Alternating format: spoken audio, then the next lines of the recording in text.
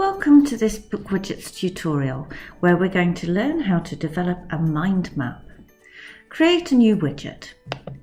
From the game section, select Mind Map.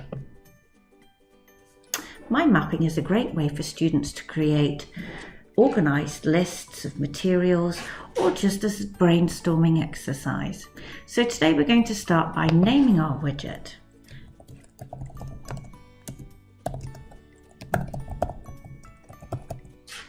And we're going to give the students the title of the mind map we wish them to complete.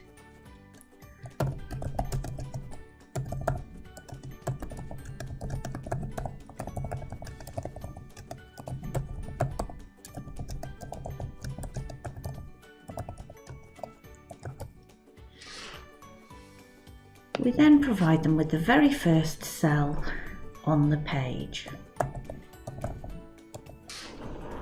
And I would like it to be a rectangle. The colour is going to be, in my case, yellow, and the border colour black. Let's preview to see how our widget looks. So here we are. This is the student view, and this is what they'd come up with. The question at the top, and they'll be able to add all their different ideas to do with nighttime. This is one that I created earlier, a little bit more detailed.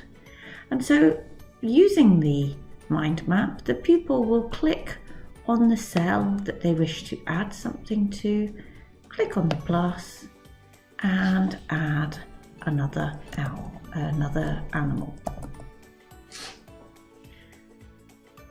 Then join this to the cell. So this is how we can add more elements to our mind map.